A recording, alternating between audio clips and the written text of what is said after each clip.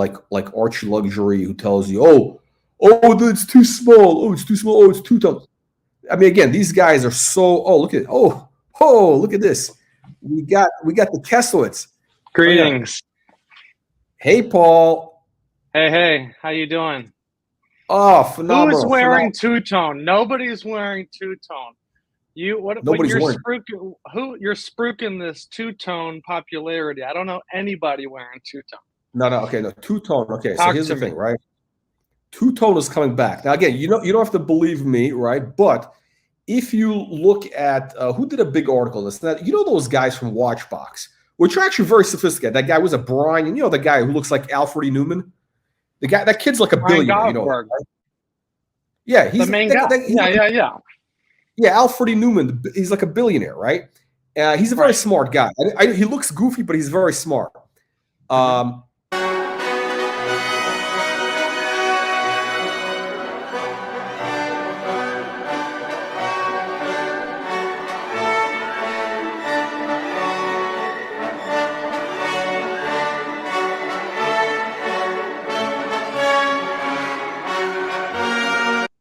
He actually was interviewed. I think it was in Rob Report. And again, you have to take things with a grain of salt.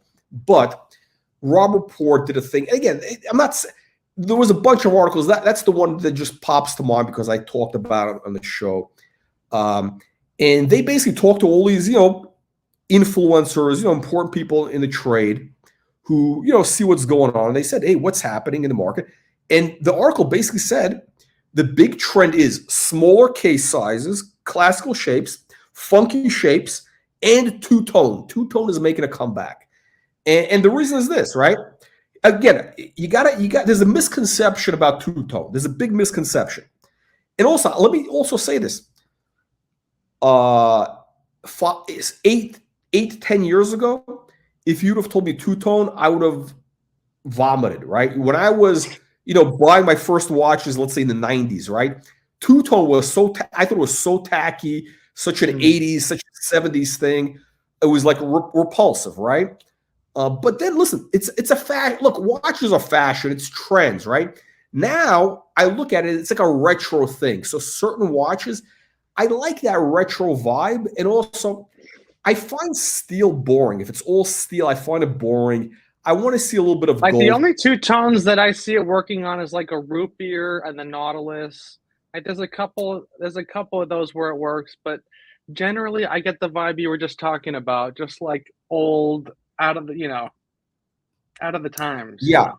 No. Okay. So here's the thing. So I would say there has to be a two-tone thing. I think the rule for two-tone should be if it's of the period, right? If it's something from the 70s, the 80s, around then, or it's a design from that time, like the Royal Oak, like the Nautilus two-tone, it's good, right?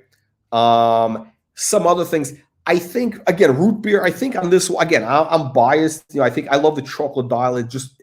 you're wearing it. That's the Yachtmaster, right? The Yachtmaster, yeah, the Yachtmaster chocolate, right? And, look at the beautiful chocolate, right? I like it.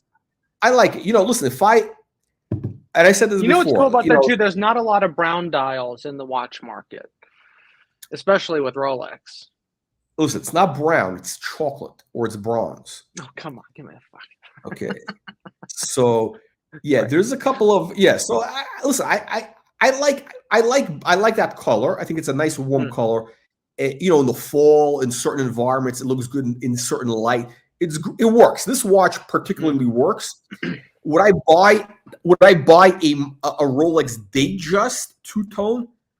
No, I wouldn't, because it's a little bit like the basic with a white. No, it wouldn't work. It wouldn't work.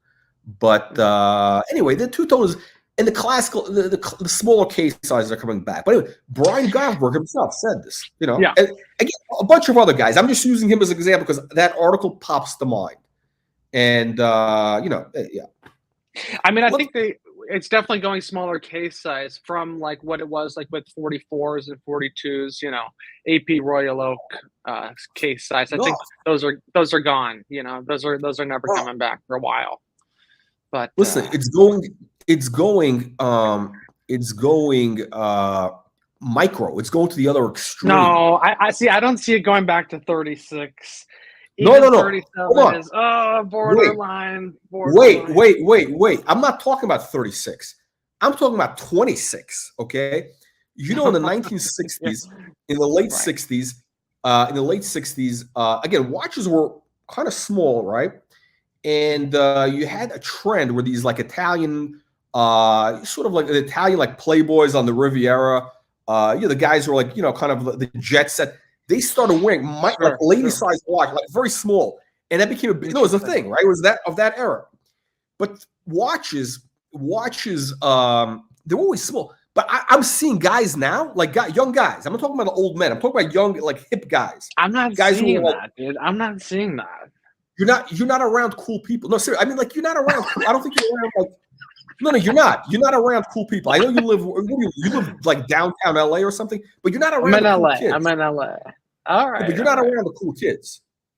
Give me an example. Give me an example of a hot 26 millimeter watch right now, and you got to give me the definition. Hold on, I met a guy here. Hold on, time out. I'm waiting to hear the definition of what a tomato can is. This is critical information. This is often referred to. Inform me. Tomato can. It's a tomato can. It's a guy who's like the brain is a can of tomato. It's like a tomato. Those are the Italian those what are those tomatoes that that make the sauce from. You go to the market. They have what's the brand? San Marzano tomatoes that come in the can. Guys, his brain is just tomatoes. It's tomatoes. Vegetables. It's like a vegetable brain. That's what it means. Ragu. I got you. Cool. You're getting a box of ragu. Vegetable it's like brain. you buy a Richard Mille and you open the box and it's a ragu. that's a tomato can. That's a tomato can. I got you. Gotcha. But no, seriously. Gotcha. I'm around. Listen, I've seen, or I can count four people I've seen. Right. I'm talking about like hipster type guys. Which I'm not a hipster guy. I mean a hipster. Those guys like the hipsters. Sure. With style, right? In 3 different cities, wearing. I'm talking about a micro watch, like a 26 millimeter, a vintage. It could have been a lady's watch. One guy was wearing a Jacques Dro. So you're just saying you think that people are going to start buying these vintage pieces. You don't think that you're not saying that modern production is going that way. No. I'm saying the cool kids are gonna go for they're going to the smaller case size because listen, it's like any cycle, right? Everybody grows up and they don't want to dress like their parents or listen to their parents' music or what. Yeah, they rebel, right? And it goes to the other. Everything goes to the other extreme. It's always you got the it's like with like anything. You got the counter things go from one extreme to the other, right? It's like whether it's this, whether it's politics, anything. It goes from one to the other. So we're going to go back to I think we're seeing already like the cool guys are buying small watches like 32 millimeter, like small watches, tiny watches. Like the stuff I showed on my videos, the Patek dress watches. By the way, I have a video. I don't see it, bro. I don't see it. I would never. I mean, hold on. Did you see the video I had about the Corum watch, the Corum Rolls Royce? No. It's on the channel. Hang on. I'm going to do this. I'm going to show you this. I'm going to just share the screen so you can see what I'm talking about. I was at the watch show here in Vegas, and they had. Listen, you kind of know what's going on because you see, like you're there around people who really know vintage, right? People who know stuff, right? And what happened was, hang on a second. Okay, what happened was, you're starting to see. I mean, the guys who know what's going on are going for these small watches. Okay, watch this. Look at this. Can you see this? Oh, hang on. Look at this. That's a Corum. Are you familiar with this brand Corum? Yes, but not vintage Corum. Oh, that's the only Corum. The modern Corum is garbage, trash. Yeah, see that. By saying Corum, I think of garbage because of the modern stuff. I've never even considered some vintage. No, Corum. Well, we're actually going to cover this in this week's email newsletter. By the way, Castles, are you a subscriber to our free weekly email newsletter? No, what is this? Tell me. Well, you got to click email. the You link. email this? We email a newsletter. It looks like, hang on, it looks, well, the one on the right, there's a snapshot of it on the right. We actually had a Patek Perpetual we were showing. But we cover what's happening in, what's happening in, hang on a second, what's happening, hang on. We cover what's happening in the world of, different trends, different stuff, prices, news, rumors. We show videos. Also, you got to get, it's free. Click the link in the video description below to get the free newsletter. Now, back to the quorum. So quorum. So is this the same ownership as today, or is this is it a Phoenix brand today of what it was? You know what? Listen, I don't know. I don't care. As far as the reality is this, right? Quorum was always. I'm giving away what I'm going to be covering in the article, but quorum was basically a, in the 70s and 80s, they had a moment. They were kind of like, like they were basically like a cheaper version of Piaget. Maybe they were doing gimmicks. They were doing like these watches with gold coins. The gold coin watch, which was worn by Ronald Reagan, was worn by all the presidents. Well, that's not gimmicky. Huh? Patek did that. That wasn't gimmick. People wanted. No. Patek did a pocket. They did a little like a coin. No, these guys did a coin watch. A watch on your wrist. Oh, that's tacky. You ever see that? Yeah, that's tacky. Yeah. Oh, hold on. Listen, with the bracelet welded on, right? Well, there's two versions. There's one with a bracelet. There's one on a strap. The tackier one is the bracelet. That's the ultra tacky. But here's the thing. Again, things go in cycles. That thing would have been ultra tacky up until, I would say, 18 months ago, 20 months ago.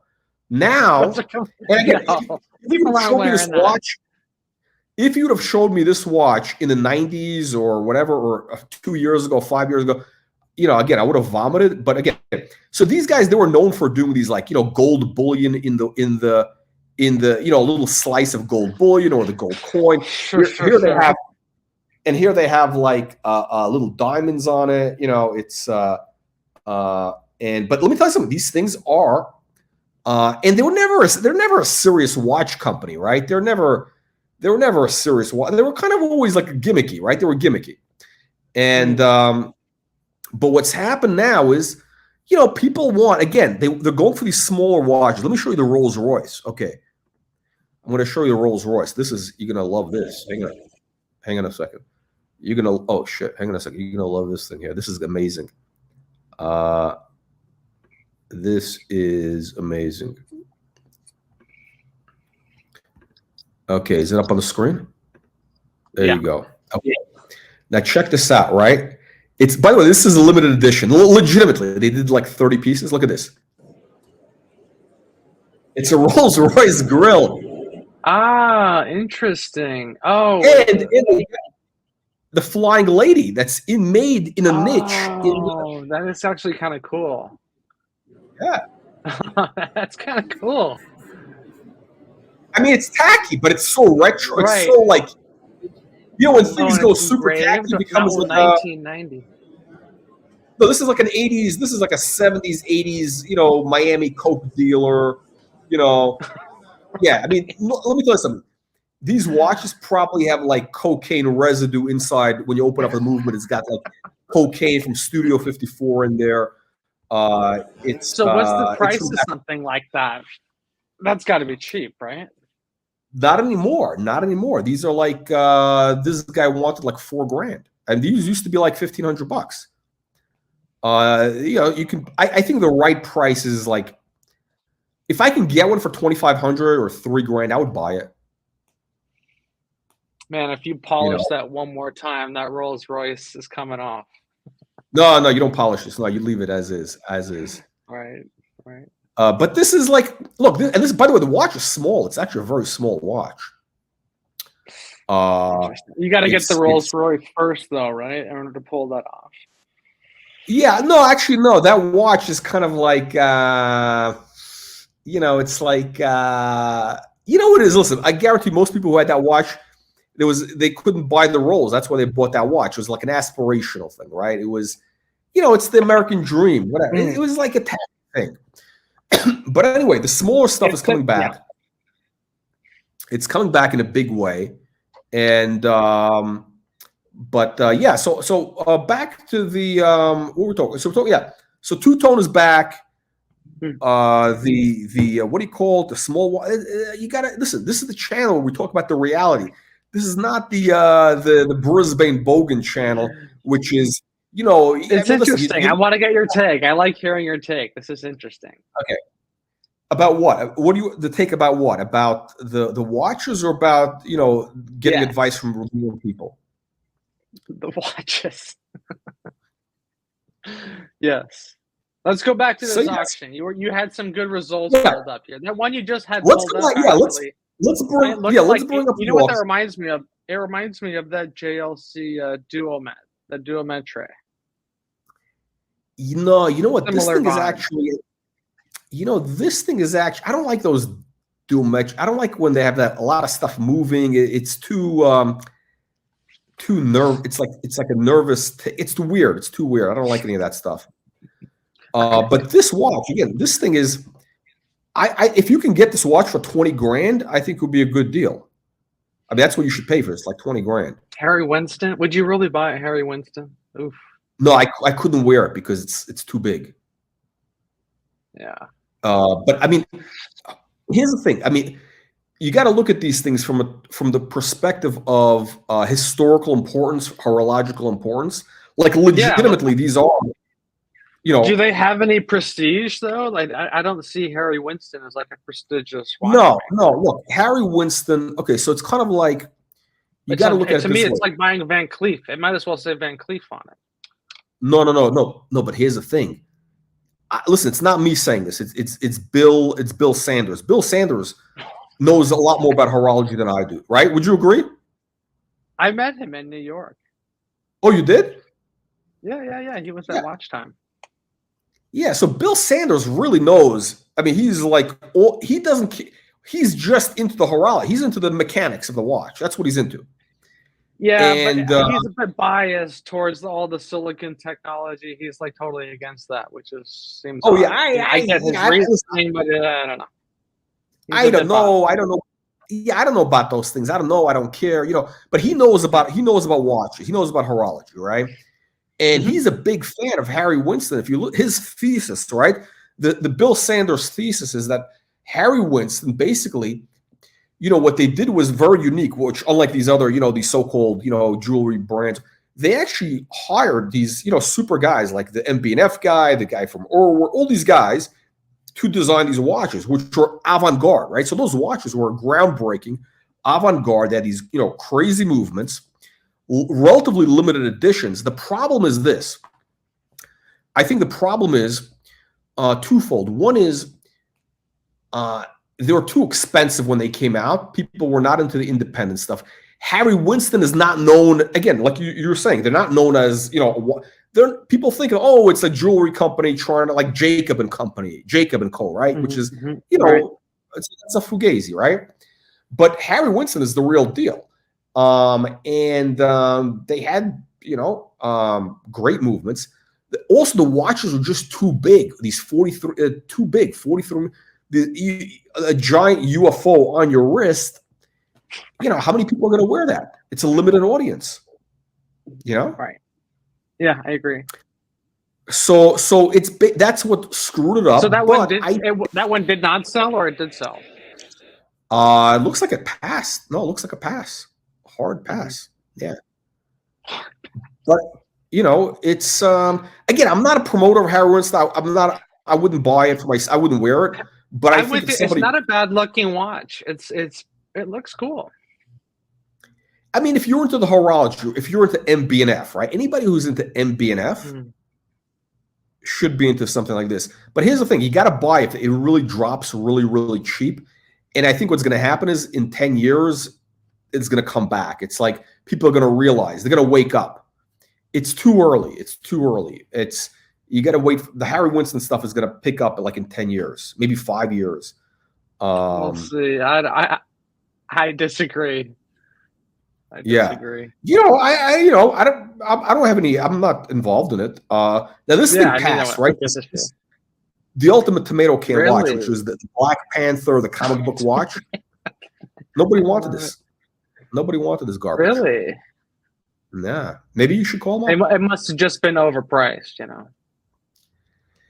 $350,000 to $600,000 estimate. That's ridiculous. That's high, no? For I a don't know comic what those book. go for, but that's just a lot of money. That's probably, I'll tell you what I think is cool. I'll tell you where I think. I don't think that's going to age well. I don't think that'll age well. No, it's going to be horrible. It's going to be absolutely horrible. Look. My whole thing is I'm looking for watches that either are they have a classic, timeless look, or they're kind of part of a new trend. Classic, timeless. Classic. What is that? What's on the wrist? Let me zoom in. Weekly calendar. Oh fuck! I hate this watch. Seriously. 5212. Steel. Can I tell you how much I hate that watch? One of the first steel Calatravas since the 50s. Very rare to have steel. Hang on a second, young man. Let me show you something. Hang on. Let me go to the vault. Stand by a second. Keep the punters entertained. Keep the punters. You gotta take that Rolex off. The peasantry.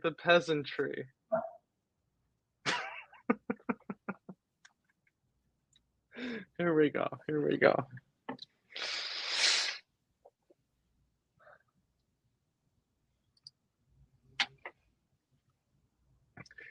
It's a nice loft he's got. Maybe a Steinway in the background there.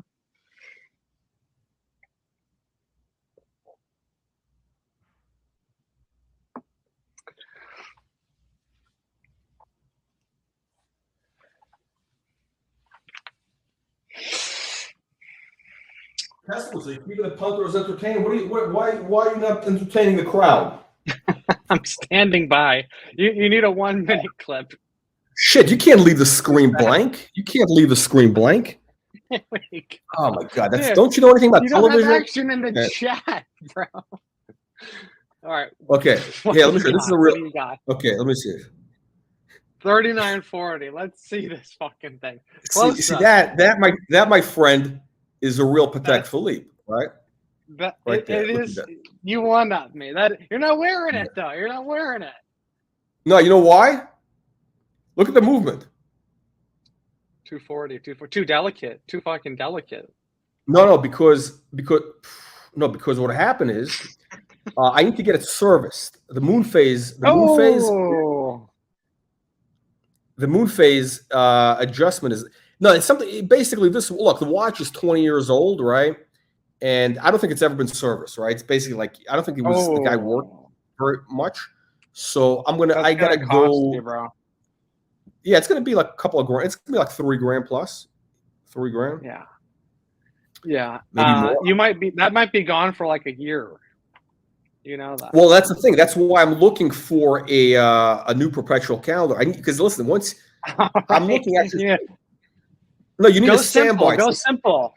Okay. The reason that thing fucked up is too delicate, bro. That's one thing I'm learning about these perpetuals. Very delicate, bro. Very delicate. If you fucking clap your hands too hard, your moon phase gets knocked out of fucking. Who knows? It's that grand lever. The way that thing is adjusted, dude. I don't know. When you talk to watchmakers, dude, that thing is just like it might as well be a museum piece. I mean, you could wear it, but it just seems like they get fucking. No. I'm looking easy, for. Dude. Yeah, no. I'm actually. It's. I think with these perpetuals, basically you need to have two if you're going to wear a perpetual. It's sort of like back in the day when you had a Rolls or Ferrari, you had to have two because one was always going to be in the shop. So you need the one which you're going to drive. The other one is going to be, so you need basically two. But the movement is very useful. What I don't like about your watch, I'll tell you what I don't like about it.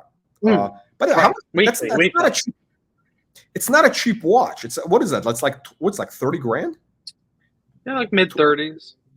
Yeah, it's retails are around 38, but they're going a little under. So here's what I don't like about it. I'll tell you what I don't like about it. First of all, the dial is very messy. You got a lot going on, You got a date window. There's a date window, which is a sacrilege. There's a little window for the date. It's like, what the fuck is that? It's like you got it's like you're mixing stuff. You got to have subdials or stuff. You can't mix a date. It's just too. It's not. It looks. It just. I don't know why. No, seriously, I'm not trying to. You'll have to pull it up on the screen. Why did you buy that watch? Is this something? Because it's a lot of money to put into a watch. Like, did you really like it that much? I mean, I do. I really do. The case. I love everything about the case, the dial, the movement, everything about it. I mean, when you look at Patek, to me, it was between this and a 5226. The aesthetics of those two watches. That's the asphalt dial 3-hander. You know, that modern College Bravo with the Arabic numerals. Wait, let me look. I don't know these numbers. Yeah, 5226 is the you know, the one with the funky texture dial. Exactly. I kind of debated between both of these, but to me, I just thought steel is rare, bro, and it's wearable. You can wear this and not be worried about, oh, I fucking hit it on the fucking doorknob or whatever the fuck, you know. Listen. If you're worried, listen, Keslowitz, listen. If you're worried about hitting it, you can't afford it. You know what I'm saying? It's gold. True. Listen, but wait, Patek I feel like I'll wear it more often if it's steel. Listen, here's the problem with that watch. It's on a strap, right? It's on a strap, right? Leather strap. It's not serious until it's on a strap. You're not going to go swimming in that watch. So here's the problem with the watch. It doesn't have any gold. So it's basically, you know, you got to have gold.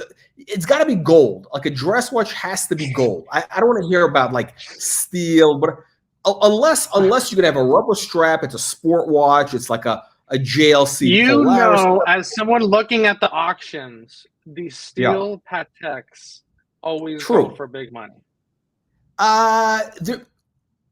The vintage ones, not modern. They age well. They're respected by collectors. This is going to be timeless. I think this is a no-brainer buy, and especially for the price point. For the price point, I think this is great. A great way to start in the brand. What is this great way to start? What is this bullshit? Great way to start? What are you? Are you drinking the Kool-Aid? Are you drinking the Kool-Aid from these dealers that tell you, oh, you got to start? Because I was at the store, right? The guy. Here, look, I just got the fucking. Here, look, I just got this. Here, look, this just came in. You see this guy? Look, I'm getting all the fucking. You have one of these, bro? Nick Fultz. What is that? Oh shit. Oh, the fucking thing with this. What is that? Oh, fuck what is that? It's not gonna work. Oh, it's a book. Oh, it's the book from who? Is it Nick Fultz? Yeah, exactly. I guess it's not gonna work. Hey. So by the way, Nick Fultz is a big fan of two-tone. Well, he's just, I don't know. He's anyway, a journalist. No, he's not. That guy has great style. He's got great style. This guy knows what's up. He really knows what's up. But okay, listen, this thing where they tell you, oh, get started in the brand. Oh, you get part of the, you get onto the ladder of, that's a bunch of Kool-Aid. Okay. You know, it's funny. I was at the store here, the Patek, the deal or whatever. And where are you at? Huh? What part are you in the States or you're in Vegas? I'm in the States. I'm in Vegas. So the States is Vegas. You know, I'm in America. It's I don't know. at the Wynn, right? I have no idea. No, so the guy shows me because they had, it's amazing because nobody had anything in the window for a long time. They had nothing anywhere, right? And then he's got the Nautilus Perpetual, right? That's the 5740, which is a beautiful watch. All right, beautiful watch. And hold on. So I look at it, right? And that's an incredible. That's what with the 240, right? That's a 240 movement. Yeah, hang on. Is it up on the screen? Oh, hang on. Okay. No. So this is the watch, right? Yeah, that's incredible. Yeah, and so this is exhibition, or what's the deal here? No, what is exhibition bullshit? I mean, they have it. It's there in the store. It's and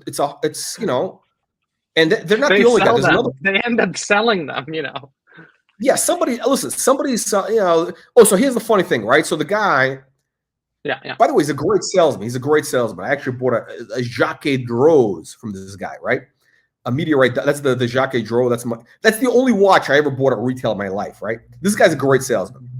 But he doesn't know the brand that much, whatever. But he starts telling me, like, I don't know if the guy thinks I fell off the banana truck or something, but he tells me, look, if you want to buy this watch, we don't just sell to anybody. First, you got to start with other watches. Then you get a Calatrava, then you get a this, then you get that, and then after 5-6 watches, you get offered, the Nautilus, the 5740. I'm like, okay, all right. Okay, listen. The journey. You got to take the journey. The journey. It's like the AP people with their journeys. Fuck their journeys. Okay. By the way, the whole thing, those prices, that spread it's compressing, right? The delta between it used to be always at a discount. Let me tell you something.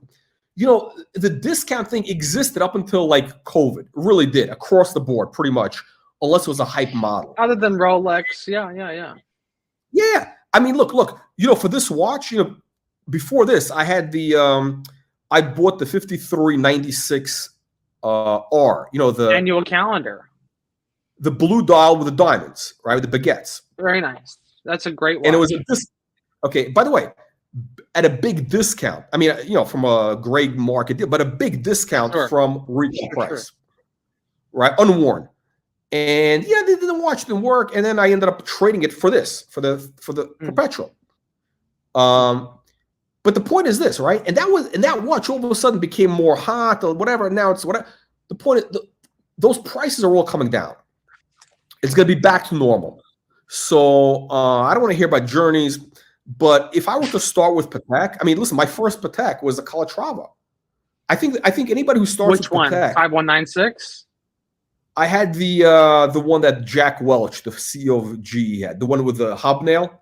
The white 6119, or the previous generation, maybe the 5119. I don't know. It was the 90s. I don't know. It was whatever. It was like a watch from the that era. Hobnail, sure. A hobnail, two-hander. Dude, nobody under 40 wants something like that. These are like old, dude. You got to get something bigger than that. 37 mil is gone, dude. It's dwindling. The market is dwindling. No. It's just the opposite. No, it's just the opposite. It's coming back. It's going like all the young kids. 100. I'm telling you. I mean, I actually have a sense of what's happening in the world. Like I'm really on top of trends. I really am. I'm not trying to brag.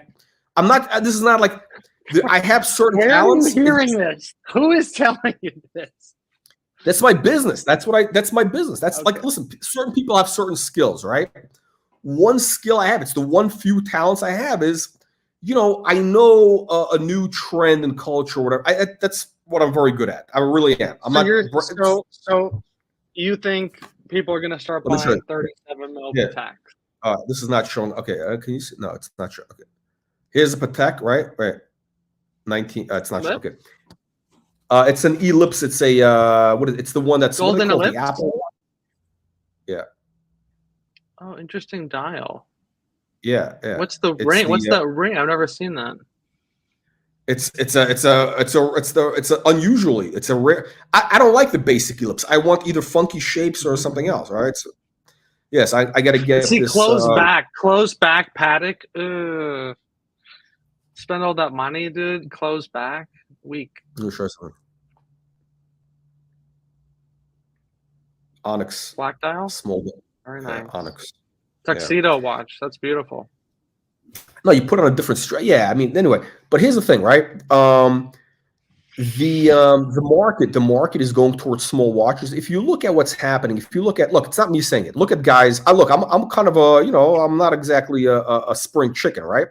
But if you look on Instagram, right, these like young collectors, young dealers, they're all pushing Breguet, vintage stuff. There's a guy. Check out this guy. You know what?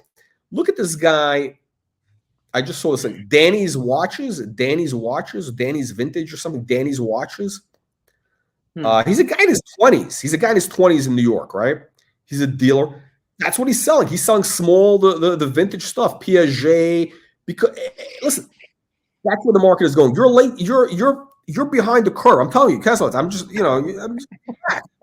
Dude, I want to love it. Trust me. Dude, I want to get a 5140. I like some of these watches. But when I try it on, even 38 mil. Dude, recently I tried on that. It's the 4947. It's the denim dial. You know, the denim dial, 38 millimeter stainless steel on a bracelet, modern production. My point is, it's a 38 mil. It still looks fucking small, dude. It still looks. Let me see your wrist. Hold up your hand. Hold up your hand. I have like a 7 1/4. So like 40 mil feels perfect. So when I go down to like 30, it starts looking small, dude. So when I go 37, it's like, dude, the only thing that's good about it is I feel like I could share it with my wife. That's the only thing I think I would like about a 37 mil. It doesn't fit. It looks small. No. The problem is this. You think this is busy? No. The problem is this. When the leap year indicator goes over the fuck, it's like, what the fuck is happening? No, the problem is this. When you're used to wearing, like when I'm wearing this, like a Rolex 40 for like a week, and then I go to one of these, it's like, whoa. That's what I mean. It's like, it feels, because you're used to. But let me tell you something. If we were having this conversation in 1996, in 1986, 1976, you would have been wearing a 36 mil, and you would have thought, oh, it's great. Nobody would have been saying, oh, it's small. Oh, it's no. You would have been wearing a 36. It's the problem is going back and forth. You know, if I only had 36 and 37, it'd be fine. I have a friend that wears a 36 Explorer. He actually went down from the 39. He prefers it. And he only wears the 36 now. And so my thing is, if you wear it all the time, then like it's fine. But going back to the 40, you nailed it. You know, that's when you notice the difference. It doesn't bother me because I like a light watch. I like something which is on the wrist. I just feel just enough gold. I just want to feel like, that's why I like a gold dress watch, because I feel there's something there. Like it feels like more than it should weigh, but it's on a strap, so it's light. So I like that. I like that kind of sensation. But I have no. I mean, listen. I bottom line, the stuff is going back. The watch that you have, this calendar, it's the one you showed me with the gravel, whatever called the gravel dot. It's actually, I mean, that's modern. You know, I don't like it, whatever. But I understand what they're doing, whatever. Like I'm just not a fan of those. I'm not a fan of the new. And it's not because I don't like new stuff. I just think that Patek is kind of, they're known for elegance, right? It's supposed to be elegant. And elegant usually means simplicity. Elegance is about simplicity, right? Simplicity. So your dial is not simple. It's messy. It's got like stuff. Oh, it's like a mess flying around. I'm telling you the truth. I'm not trying to knock your watch. I'm saying it is busy. I'll give you that. It is busy. I think it's very legible though, even though it's busy. No, but also I'll tell you what I don't like about it. It's a white dial. I hate white dials. Silver opaline. It's not white. Silver. This is almost like a cream. It's silver opaline, bro. Yeah. No, it's. As Mercedes would say, it's not tan. It's desert silver. Desert silver. Yes. It's. It's funny. I remember the desert. I had a Mercedes, and I'm like, oh, cool, it's gold. The guy goes, no, dude, it's desert silver. By the way, the desert silver. When I called your Rolex brown, you're like, no, it's chocolate. No, by the way, the desert silver. That's an old man color for Mercedes. Yeah, that's the old man color. Right. It's the cheap one. It's the most depreciated. You get good deals. I don't know if it's depreciated, but it's the one that basically opened. At the time when I got mine, it was. No, but when I bought my first, that was my first car. It was a new car, and I went to, and I never bought a car before, right? I mean, I just learned how to drive, right? I was like 28 by then, but anyway, I go to the dealer and I wanted that gold color because I knew a guy who had one. I kind of looked up to him. It was kind of, I don't want to say mentor, but kind of like whatever. Like, and he had he was like this Russian mob guy. And he had the gold, the desert silver E-class, and I said, wow, that's a cool color. I like that. And then I went to and he said, no, man, you don't want this. Is like an old man color, and you got to go with silver, with black, and he was right. He was actually right. But that was it was a C320. I remember that C320. And it was, what a garbage Mercedes. Yeah, totally. But I had the C240. Crap. Oh shit! That's wait. 320 is. I didn't even know they went lower. 320 is kind of like, at least it's a respectable car. A 240 is like, what is it? That's like a 4-cylinder. I don't even know what that is. Cheap. I don't know what that is. But anyway, no, I think it was a 6. It was a 6. Yeah. So you gotta get. I mean, if you sold this watch, would you take a hit right now? I mean, that shitter. This weekly. I got it. What do you call this? I got it at a good price. Weekly calendar. I want to keep it. I mean, would I take a hit if I sold it? Maybe a couple grand if I really needed to get rid of it quick, but nothing crazy. But look, but like you said, you need to have a second one. When you send it in for service, you got to have the second one ready. You see, you're exactly right. So but you can't be dumping. No. Here's the thing, though, right? What do you get next? What are you eyeing up? Because you've owned a lot of stuff. I'm curious. I'm actually okay. So I'm a little bit biased now. Like I'm actually like okay. So these Pateks I showed you just now, right? Yeah. So actually, just so you know, we're gonna have the announcement coming. But the Watch Reporter website, the whole thing, there's gonna be a marketplace section, a marketplace where we're gonna be offering. We're gonna hawk your shit. Okay. We're gonna be offering vintage fine watches available for the punters at good prices. Right? Vintage, a curated selection. Okay. Curated selection, vintage, neo-vintage. We got a Royal Oak dual time, yellow gold, solid yellow gold. Anyway, so I'm personally I have enough watches. Like right now, like you got too many. When you came on Archie's, dude, your spread too thin. You only got one wrist, bro. No, you're right. No, you're right. I get it. You went down the vintage rabbit hole. You experienced it. Now I think it's consolidation phase. But here's the thing. Okay, so let's say a watch like this. By the way, this is going to be in. I actually would keep it for but like this is going to be in the what do you call it in the marketplace, right? But here's the thing. When it comes to vintage, I don't see any problem with having 10. I don't mind buying more vintage watches. Modern watches, there's really nothing that really, when you talk about the vintage watches, the way I look at the vintage stuff is, I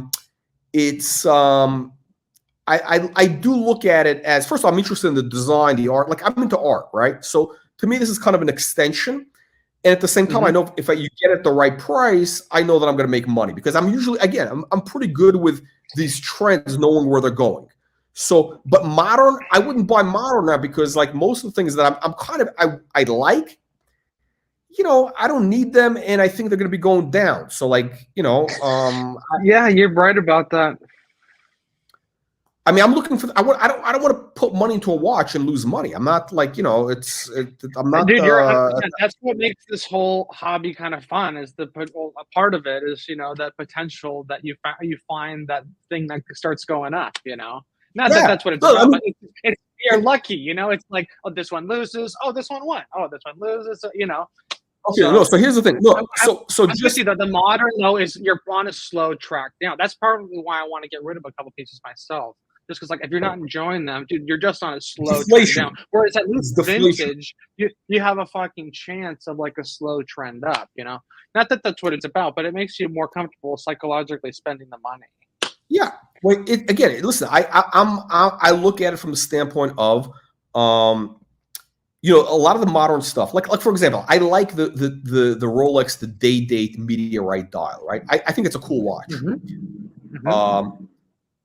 The problem is they're still selling at a premium, and I do believe that they're going to be soon that delta between it's going to be going to a discount below retail where it always was, right? So why would I want to tie up that money in a watch that's going to basically be, forget about losing money. That watch is going to be dead money for 10 years.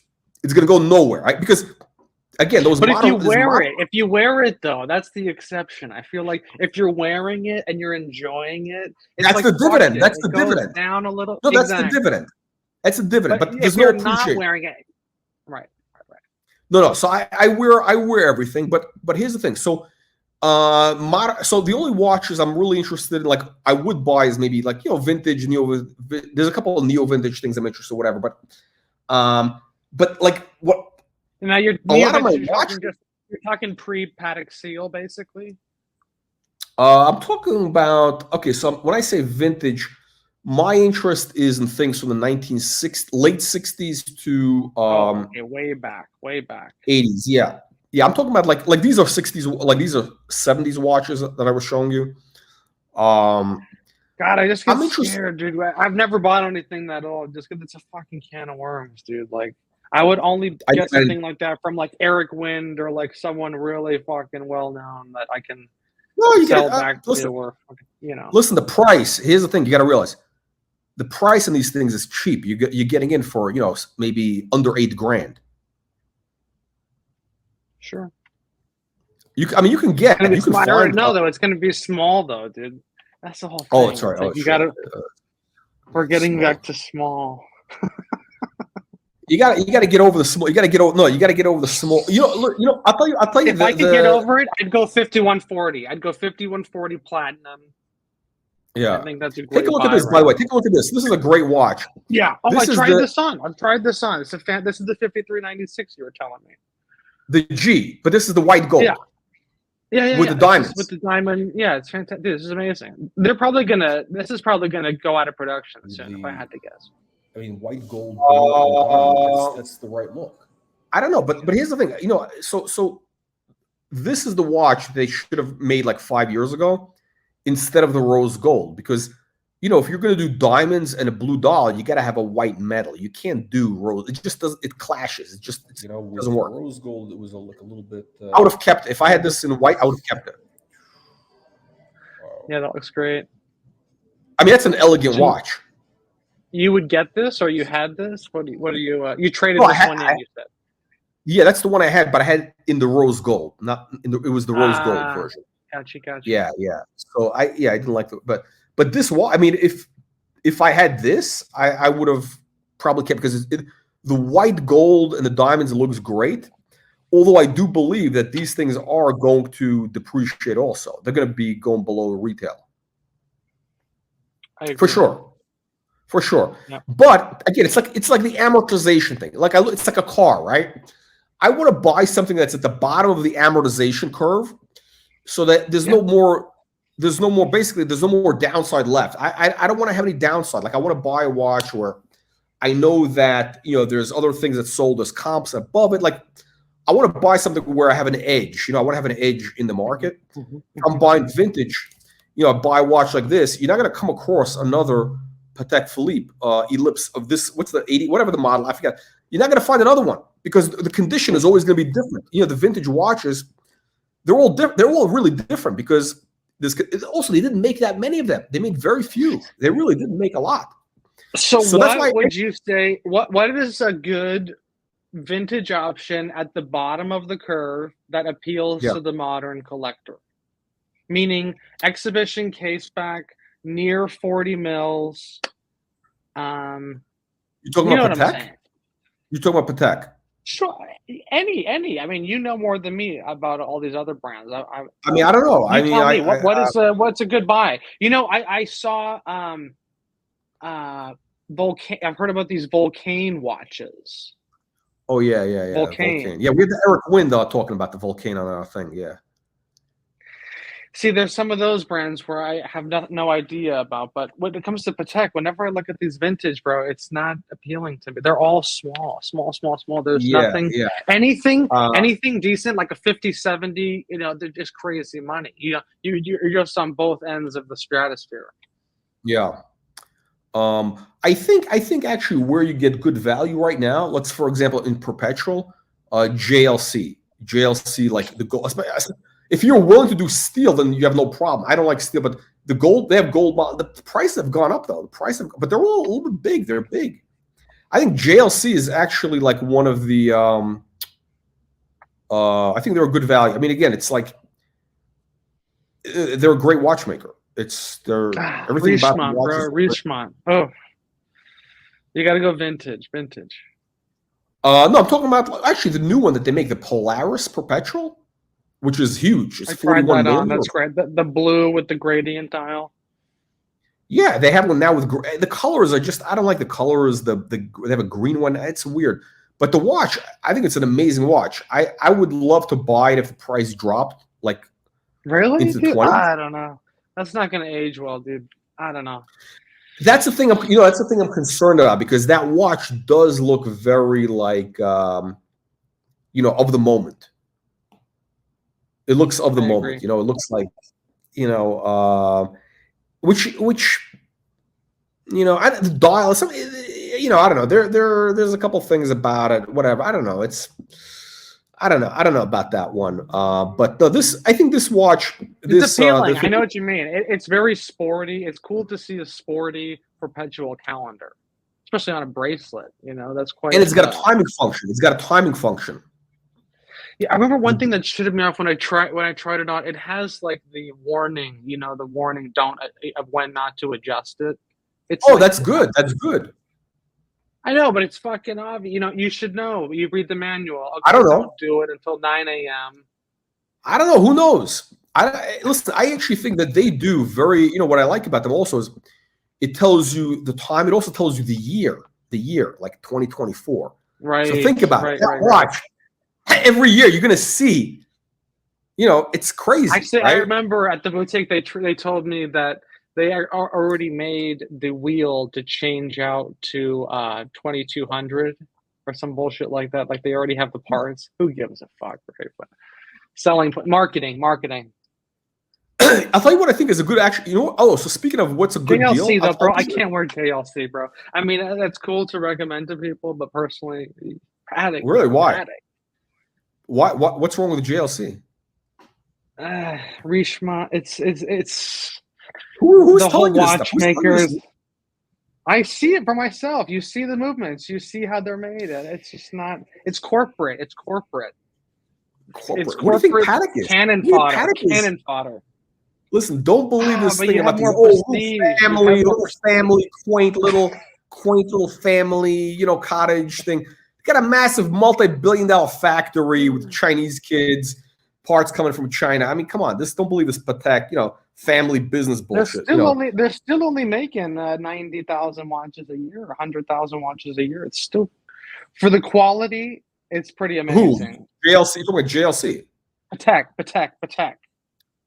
I think JLC also makes about 100,000, 90,000. They don't make a lot of watches.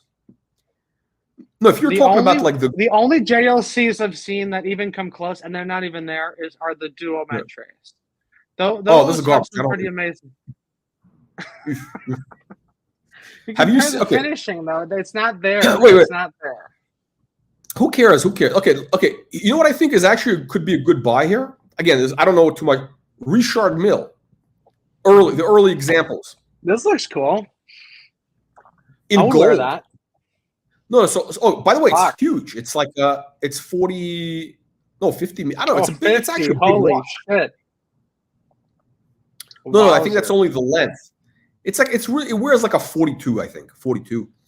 But this one in gold, right, with a gold case, it looks amazing because it's got this.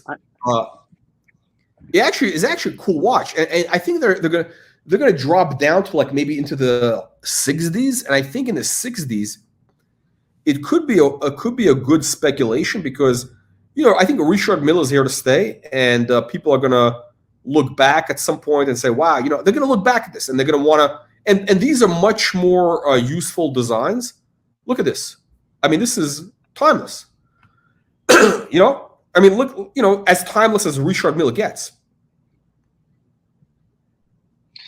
No weird colors, no like in the rose gold. It looks, it's a great watch.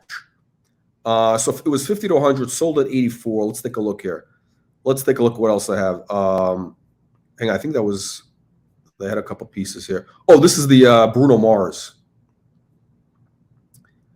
You know about this watch that Bruno Mars gave to his people? No. Oh, that's pretty sad. So the guy sold it. Yeah, I don't know. I mean, he basically, I don't know. I don't think I ever heard any of his songs, but apparently, I read their catalog notes. So he did a tour, I think, back in whenever, like 5-8 years ago, and all his bandmates or whatever, he gave him these watches. And he's got the special. He ordered this thing, with the rotor. Oh, look at that! Custom. He's got a custom rotor, and it says Magic World Tour 20, whatever the hell that means, the Magic World Tour, you know. And I think he ordered, how many did he order? Like 12 or something? Whatever it is. Anyway, bottom line is one of these guys ends up selling the watch, you know. Right. So what a bizarre. It's sold at the low end of That's the range. kind of a weird thing. I don't know. That's kind of odd to wear someone else's. Whatever. I guess it's Bruno Mars collectible. I guess I don't know. Yeah, I mean, I don't know, but I mean, without the Bruno Mars thing, it's worth like I think they're about 90 grand or whatever. So you know, it was like a little bit of a so it premium. went for more than no kidding. No, it got a little premium because of the Bruno Mars, but not as much as they were hoping for. And the estimate was 100 to 200,000. So it sold for 100 basically. It sold at the low. Right. Yeah. So but I tell you, this would be too small for you. The 3800. Oh, this is a Tiffany doll. Yeah. No, actually, I tried this on, and I realized, man, it for me it felt small, and it's like a 36 whatever. But the jumbo, the main one, is what is like 30. I mean, this thing is great. 40 millimeter. Yeah. In two-tone would be great. And we're gonna wrap up here. I hear those are delicate. Which ones? The 3700s? The jumbos. The jumbos, yeah. I mean, listen. What are you planning to do with these watches? When you say delicate, what exactly are you planning to do? Like, what are you planning to do? Yeah, I don't know. You just it's just a psychological thing, you know. The fucking thing will break, you know. I mean, listen. You know, can I do this? I mean, yeah. I mean, listen. It's no problem. I mean, it's don't do anything crazy. And the watch is fun. But okay, so we got perpetuals. This is the what is this? Yeah, these are big. This is what you like, right? What is this? 30. No, wait, this is weird. This is like 36, 35 or 36, right? Wait. I don't know what this is. I think this is some sort of, it's a new watch, but they have a small, I don't know what's called. It's a smaller size, 35. It says 35 millimeter. I don't know if that's correct. Do they make them smaller now? Yeah, 5039. I've seen these. That's correct. They make a small version of this? I don't think there's a bigger one. No. The Perpetual now is like I think it's like 41 millimeter, the one that they make.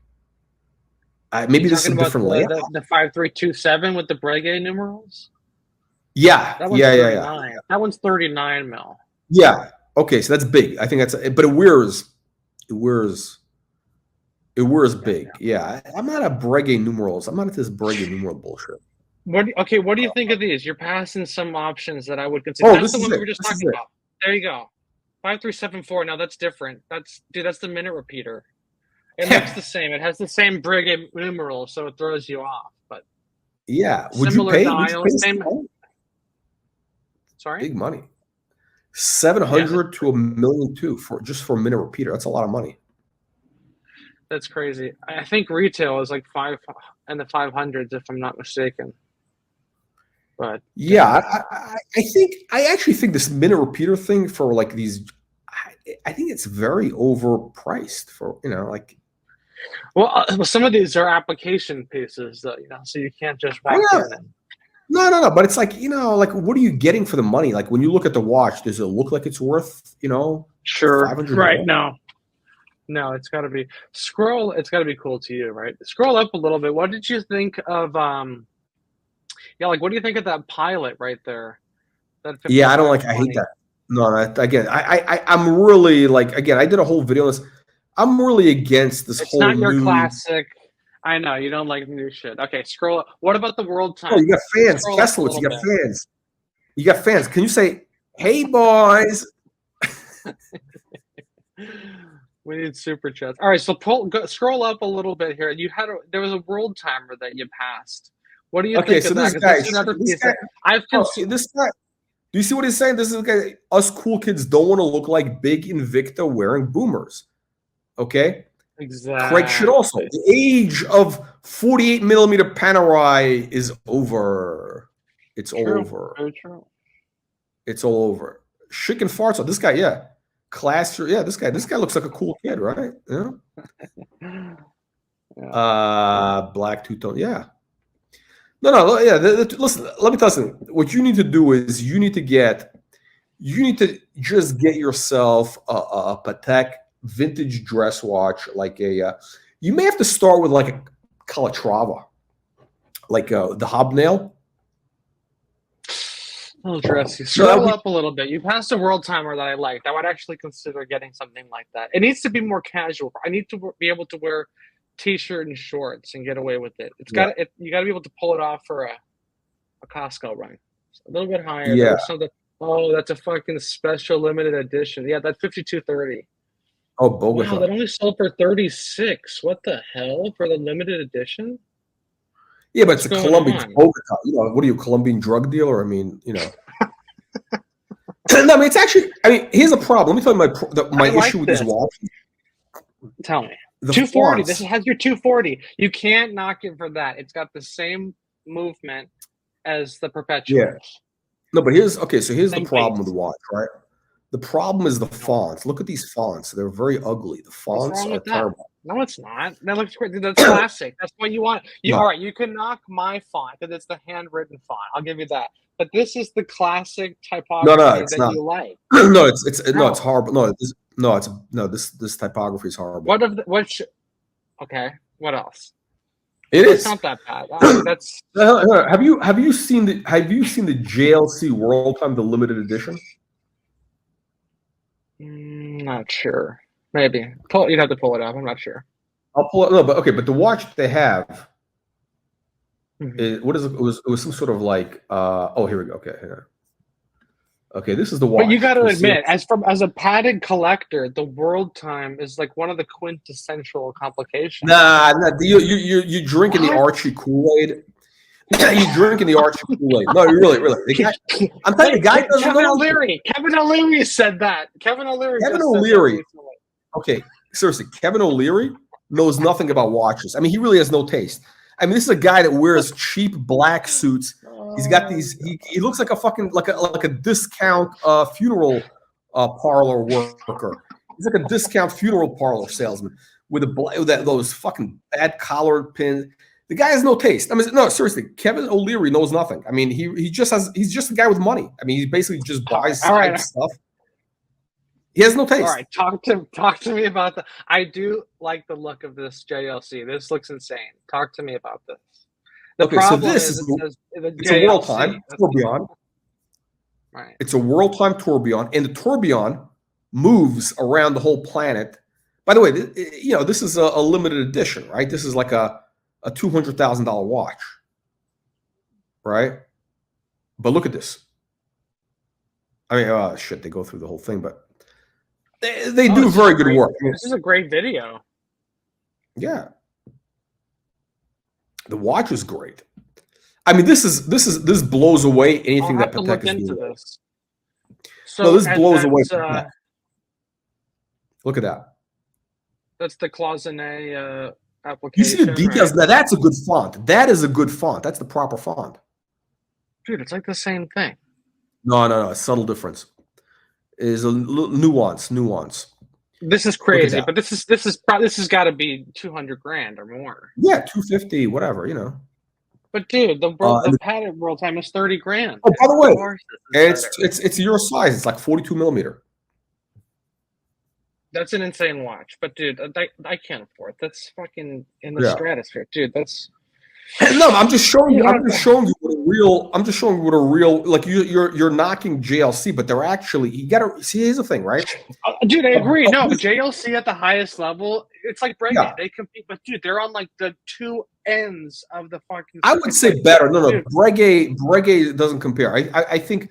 Breguet, the thing I have about like they're making like $5,000-$10,000 watches, and it's like that's what everybody wants. They need to make more of those, and then they make these like $300,000. Like, who the fuck is buying these? Like, I don't know. You only have like 5 to 10 customers a year buying these like tourbillons at full retail. I don't know. Yeah, it's what it worth. Yeah. Here's the thing. The thing. My issue with the claws, the dial. It's a little bit. It's an over. It was a novelty when it came out in the 1950s. It was a novelty, right? It was interesting, but like it just. I find the new ones like. I never actually. Even the old design, I don't think is that like. Oh my God, like, oh my God, this is, I mean, I appreciate it for whatever, but like, it doesn't, it really, like this watch, it is JLC. This is a special watch. 100%. For world time. They probably only make a few of those, I'm guessing. Yeah, I think they're making 10.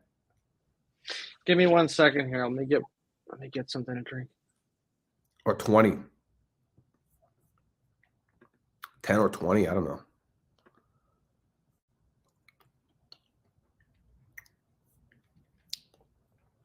This guy does not know how to run a production. We got to keep the punters entertained. I mean, you can't leave a black screen. I mean, what is that? This is unbelievable. Anyway, what do you guys think of the JLC? What do the punters think of the JLC? Leave your comments below. And by the way, guys, make sure you're getting a free weekly newsletter. Click the link in the video description below. We got a this week, what do we have coming out? We did an article. We have a big thing about dual time watches that came out yesterday. We're going to be doing a thing about quorum, the coin watch, the president watch. We got prices, all some exciting stuff in there. Hey, what can you lose? It's absolutely free. There it is. There he is. All right. So I was just talking about the newsletter. You got to get that weekly newsletter for all the. Bro, nobody opens emails. What is that? Newsletter. What? Newsletter. Who's opening? It's people have like spam filters for that shit now. Why? What plan are you on? I'm just telling you. Do it here. Do the newsletter here. Do it live. People love newsletter. They love to read email newsletter. It's a big thing. It's a big thing. Yeah, I don't know what planet you're on. You got a weekly calendar watch, which you got weekly calendar. You don't know about email. I mean, I don't know really. Like I can't. I don't know what. Look, I don't know what I'm dealing with. Like it's like you're like completely. You're tomato can. Yeah, you're like a tomato can. I mean, it's like, listen, people in LA, they're in a different mindset. It's like, were you born in LA? You're an LA native. Winners. Yes, I'm one of the few. Yeah. So look, in LA, it's like a different, the mindset is very, it's they're all out, they're all, I don't know what the fuck they're coming, they're going. Yeah. Get it out. No, I mean, I don't know. We don't know if they're coming. I don't know what's up. People in LA is just, yeah, it's crazy. But yeah, hang on a second. So what is this? Emails too challenging for cat. Too challenging. Only I'm too just challenging. saying newsletters. Like I'm not getting my news from a fucking email. Oh, listen. This is very exclusive. Look, this is very exclusive. We're talking about. Listen, it's not for you. I'm not here to sell you. I'm not here to sell you. You don't want to. I'm not here, you don't need to buy it. I'll take a look. It's not for you. Anyway, I thought you said for free. What's going on here? We're hold on. We're talking about world time. Let's go back to world time. So basically, you were saying world time. Yes. Look, the problem is, no, seriously, and I'm telling you this in reality.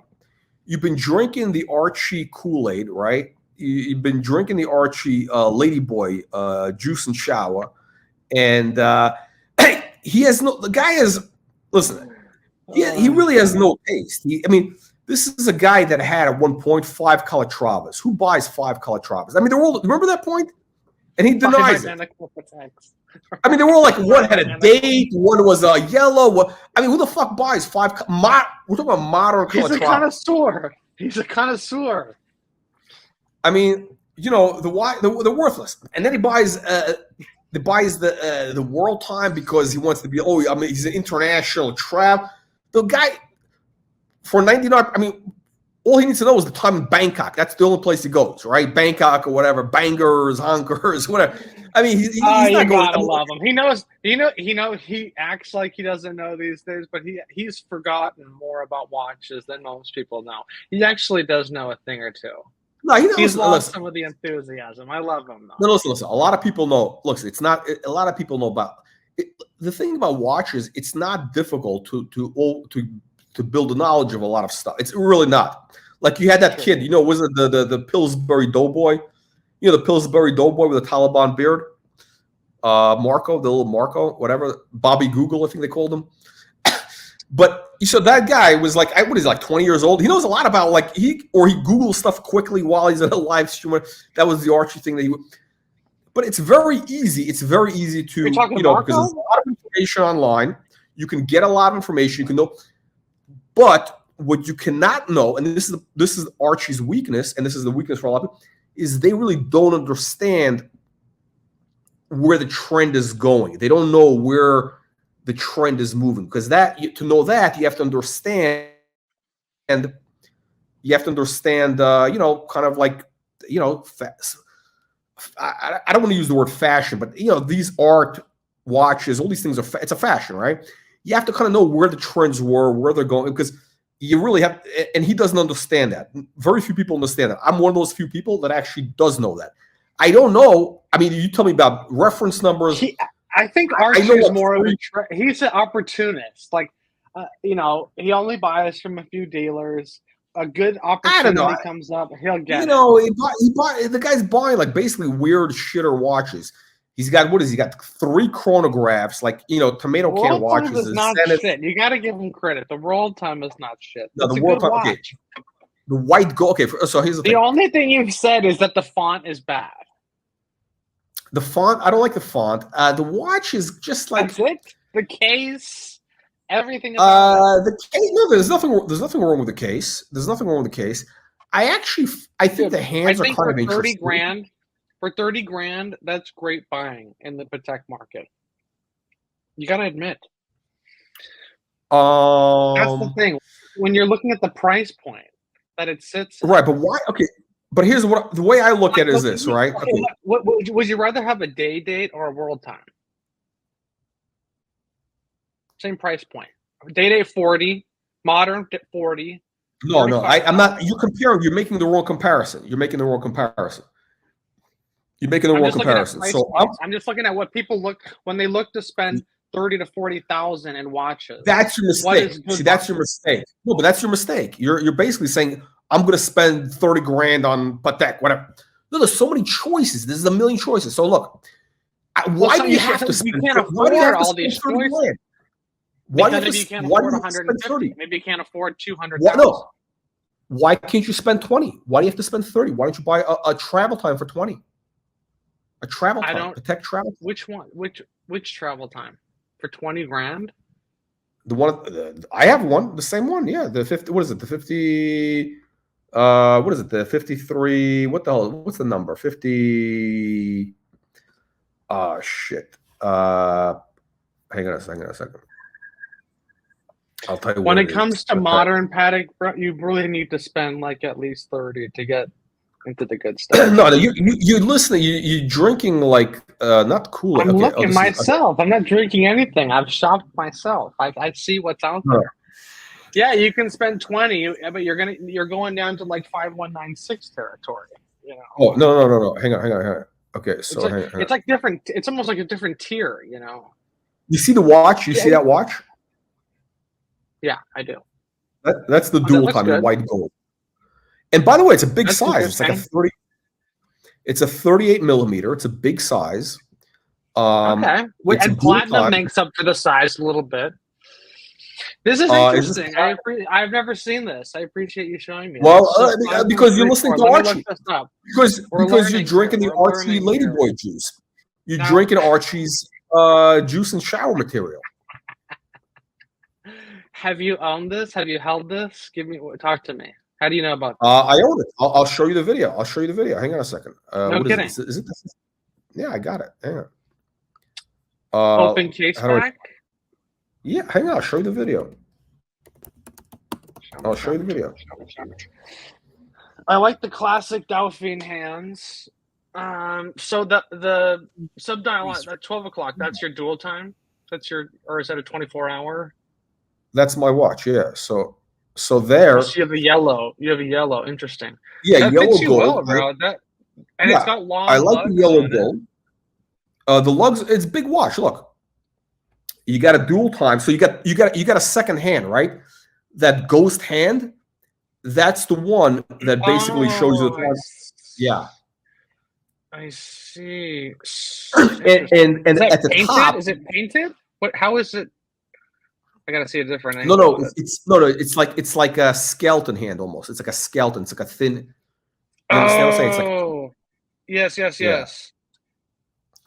And in the There's nothing there. I got you.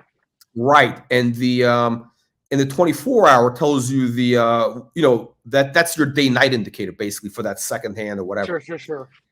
And you got pushers. You got pushers on the sides, so you can adjust that time. No, let's say let's say. Can I tell you? I much prefer that than using a tool. Yeah, and it's got a display back. It's 20 grand. It's a manual wind, by the way, which I like manual wind. Oh, interesting. So it must look great. Yeah, I love manual wind. Yeah, look at this. Fucking hell. By the way, it's a modern. That's a modern looking watch, right? Like it's a big. It's a modern. What year was the production? I think they stopped in 2000. I don't know. It's like they did it for a couple of years, like 5 years.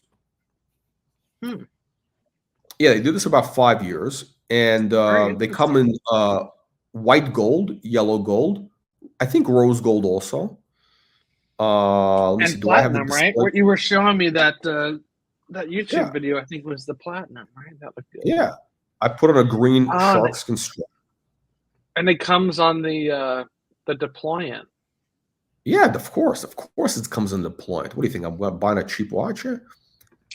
Well, some of them come stock with the Tang buckle, No. So, but let me explain to you. Okay, so when you look at the watch, so yeah, tell me. Right. So when you look at the watch, it's a modern-looking watch. The design is modern. You see that 3 and the 9; those are modern fonts, sans serif modern fonts. Yeah, you get some Explorer DNA there. No, fuck Explorer. It has a very it has just a very modern aesthetic. The whole watch, and it's the whole feel. And it's got crown guards. It's got little crown guards. You see that? So it's got a very timeless but modern aesthetic. That does make it more modern. I'm with you on that. Why did you choose yellow gold? You're kind of a yellow gold guy, I noticed. No, not at all. No. Look. Okay, so I got the yellow gold because I like that watch on yellow gold. I would have gone rose gold, whatever, but I find the white gold for that watch with a white dial too sterile. If it was a blue dial, I'd be okay with white. But I don't, I need to have a little bit of color. I got to have some color. Sure. The platinum one interests me. I'll have to do some research on that. That's really interesting. Bob's Watches has one for $22,000, and they're usually pretty overpriced. Yeah, Bob's Watches. I don't know, but here's the thing with this. So this watch, again, modern watch. I like that skeleton hand, bro. And I like how they kept it at the same shape as the Dauphine. No, it's great. By the way, I love the Dolphin hands. That's the thing. The Dolphin hand is great. I love classic Dolphin hands. Patek, right? Hey, Dolphin hands. Do you have Dolphin hand? Oh yeah, but then you got that other stupid hand. You got that like polo mallet thing that goes. Yeah, they're doing that. They put that on the new World Timer with the glass hand. Did you see that? The glass hand. I don't know. They could have done it more elegantly. It's just not. It's not an elegant look. I don't like it. It's too. But anyway, so back to the question, right? So you're saying, you got to spend 30 grand. You can get a great. You just got to know about what to get. But that watch, I think, is a much better alternative to the World Time. I think it's a more elegant watch. But bro, I'm looking. It says 36 mil, not 38. It says 36. No, it's not. It's 38. No, it's no way. The platinum. Maybe it's just the platinum I'm looking at. Maybe it's a type. No. It's not 36. No, it's a big. Trust me, it wears like that 5396 basically. Show me the. No, Did you record the case back? Let me see the back. I'm interested. The manual. Yeah, I have it. It must somewhere. look good if it's manual. Yeah. Let's see.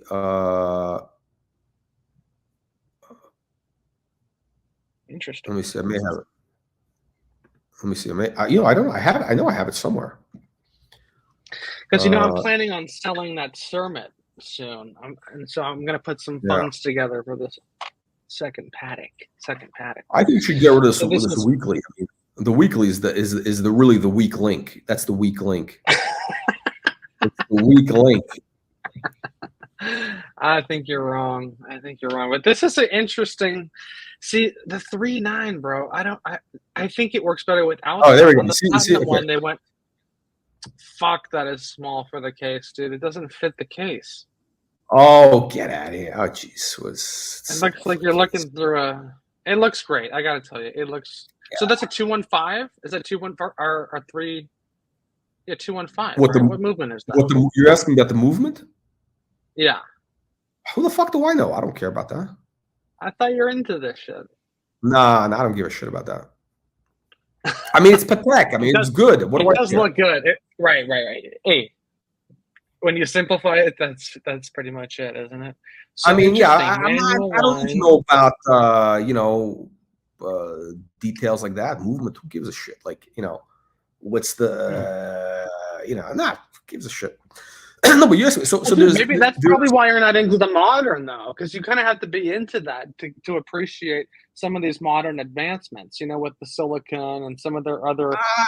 Why? For what? What is it going to do? I mean, by the way, I'm not like a Luddite where I'm against. No, if I don't care if silicon or whatever, I have no problem with it. Dude, like -3 +2 guaranteed by Patek. That's what is that? That's something the vintage you never. The accuracy, they guarantee the accuracy of the watch -3 +2 seconds a day. Hold on a second. I don't buy a watch for. I don't wear a watch for accuracy. If I want accuracy, I look at my phone. I mean, I know, but it's a cool factor. It's the fact that it can do it. Oh my God! It's poetic. You're missing the thing. It's no. I mean, listen.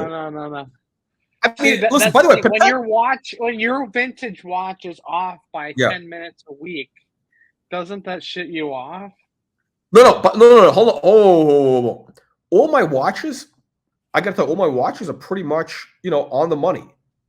Like, by the way, especially Pateks, even the vintage Pateks are very, very accurate. These 1970s, yeah. No, they're great. Okay. Let me see, 5070J. So that's the manual one chrono, and that's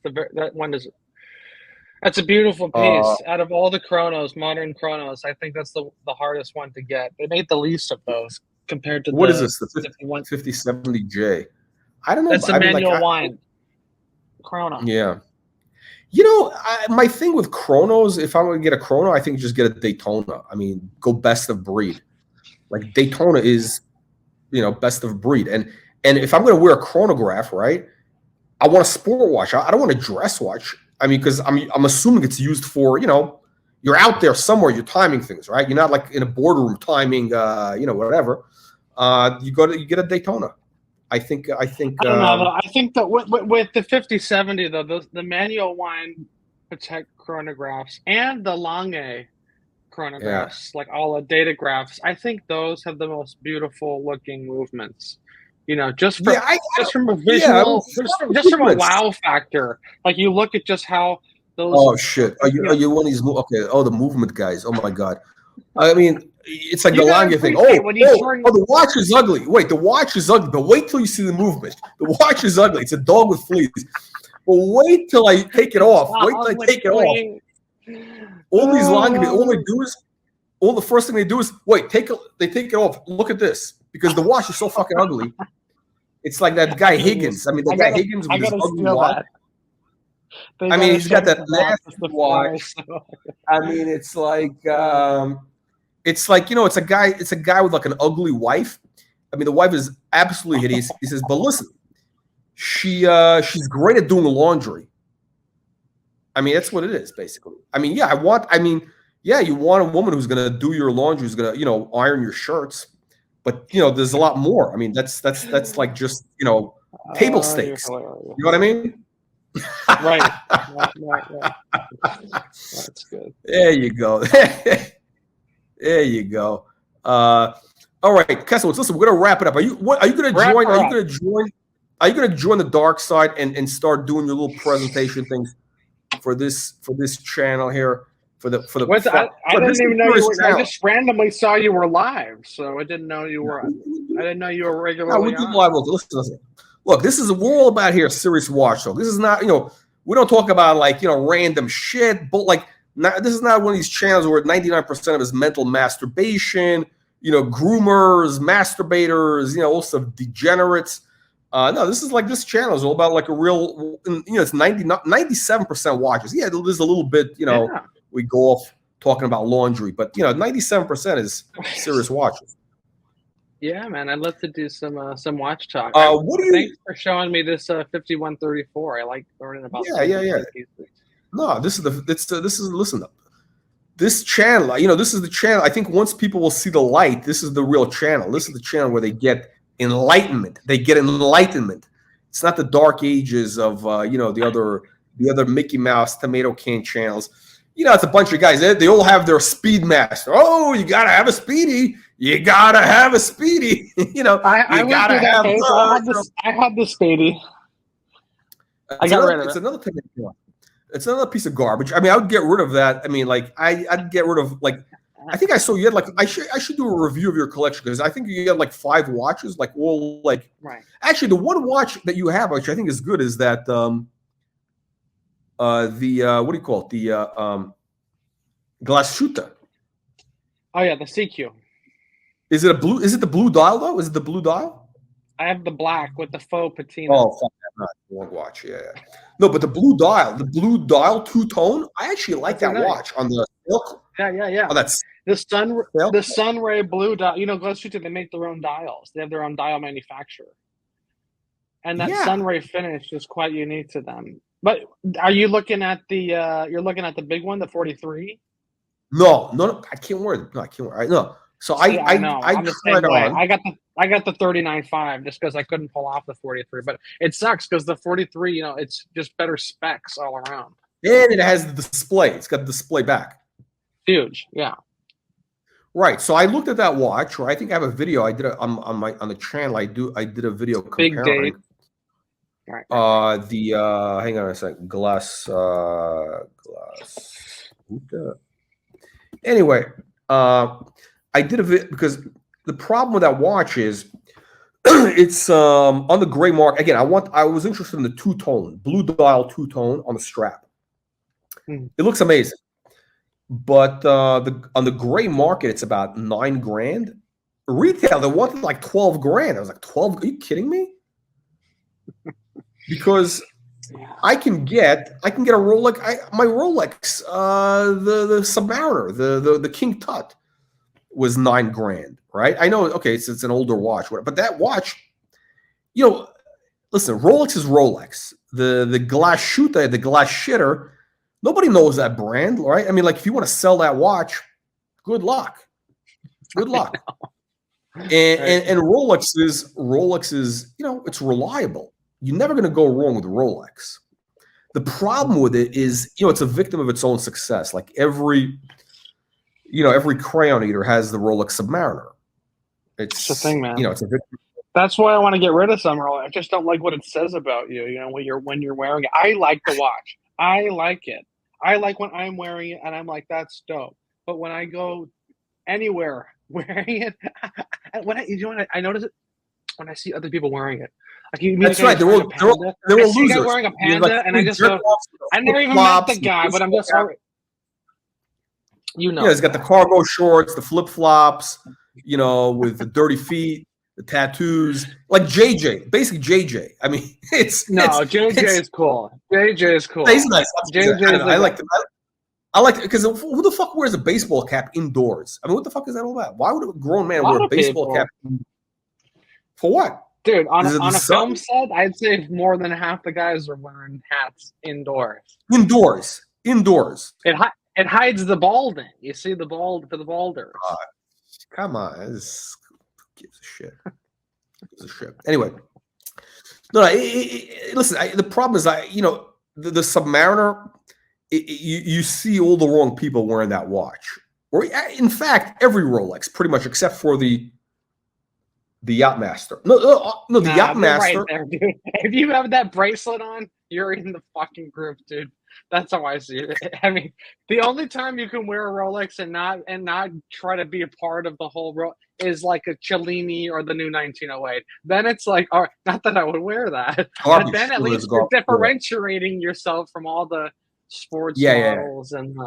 Yeah. No. The Rolex thing it's a victim of its own success. I think it's gone away, dude. I think it's all gone bye. I think this new factory.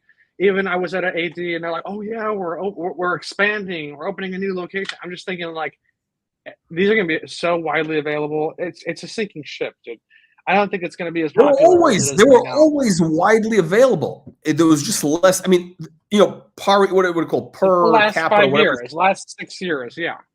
No, but they were always Rolex was always a mass-produced thing, very high, very good, it was a very smart company. I mean, it's really, but it's like a Louis Vuitton bag, right? A lot of women wear the Louis Vuitton, and it looks cool, right, with the logos, whatever. I think it looks great, right? Like, but it's a mass-produced good, right? It's a mass-produced good. I don't know. It's one of those things. It's anyway. But let's do a recap of your collection. You could pull up your little slide. But how do you make that slide? By the way, what do you use to make that slide? Canva, a website called Canva. It's very simple. Oh. You can create different templates. It's free. You can start with a blank and just drag and drop. Just go Google Images and drag and drop the shit over. And you can crop I didn't think about that. I didn't know that. Yeah. Okay. So. Yeah, that's about. Look, Rolex. Here's the thing. No, Rolex is basically like, it is. I think men generally do not make. They don't make fashion. Wild. They don't. Very conservative. Most guys very conservative. They all wear. The blue shirt, beige pants. They're very conservative. The baseball cap. They all wear it's a fucking uniform. Any industry you go to, the men all dress the same. Like, in finance, you got the bros now they all wear the fucking vest, the fleece vest with the dress shirt, no talk. It's with the fucking same shoes. In LA, they all wear the stupid it's always like what is it? Some logo. There's got to be some stupid logo thing with it's something. What is it, like one of these but it's not too. Every industry, but they all look like they're from, they're all part of the same group. And I think that's the problem with the Rolex. That's one of my watches. I like different stuff. I just don't want to be a sheep. I don't want to be part of the sheeple. You know what I mean? It's like that's my philosophy. I'm with you on that. I like that. I like that philosophy. But anyway, look, all right, young man, I'm going to let you go. We're gonna say good night to the punters. You got your homework, right? You get the travel time. That watch, 20 grand, full set you can get right now. And get rid of it. I'll do some shopping. I'll have to find it and see it in person. But. Yeah, get rid of the weekly, get rid of the Kermit, whatever. And what else do you have? You have the Speedmaster's garbage. Also. Garbage. That. I had that a long time. Explorer 139, and I got the Batman. I think that was my first watch from the AD. Yeah. That's my first. I thought there's a sentimental connection with that one. Okay. That's a good one. It's a good one. You know what? The GMT is way better than the sub. You got to give you that. Yeah, I think the GMT on the you're just talking about being you don't want to fall in with the sheep. Yeah, you're already like that with the Rolex, but at least the GMT is a little. I don't know. No, it's different. But it's a different function. It's a different function. It doesn't have a timing function, right? So it's like, also, I don't like the blue and the black. I find that I don't like that combination. Blue and black is like, Dude, that's Weird. the whole essence, though, of the GMT, though, to show you night and day, black and blue. Yeah. No. Okay. So red, the red and blue. No, red and blue. I think day-night is indicator. That's the whole reasoning for the black. It's the most realistic. You see, that's the cool. Black and blue goes with everything. This goes with everything. No, it's actually not. It's a weird color. The red and blue, I think, is good. I actually the red? Medialite. It looks anything. No, it's attention grabber. It's gimmicky. No, but I find the GMTs in general gimmicky. They're gimmicky. The one thing I have to say about that inventor of the GMT, though. If you're going to get a GMT, you got to get a Rolex GMT. You know? No, not fine. It's fine. I'm saying the Rolex GMT with the red and blue. I think they're gimmicky. You know, the Explorer, the what do you call it? What is it? The Explorer, the big one, the one with the GMT. That's actually a good value. I mean, it's a it's like a, you know, it looks like a good watch. I could take a beating. It's very low key. You know, it's a little bit boring, but you know, it's very utilitarian. That's what it is. It's utilitarian. That's what it is. I think it's.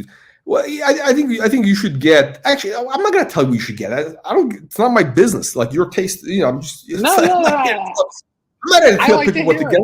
Don't reserve. Don't hold. No, you just need to expand. I'm just trying to point you or expand your horizons. That there's other things out there. You know, there's other things out there. In the world. I like hearing from there's other things. And your other perspectives. And it's very interesting. Other things. All right. On that note, gentlemen, have a good night. Okay, Kesslowitz, make sure to subscribe to the newsletter. Get the newsletter, and yes. and you're welcome on the live streams. You know, bring topics, bring topic ideas, bring value, the added value. Okay. All right. Have a good night. Take care, man.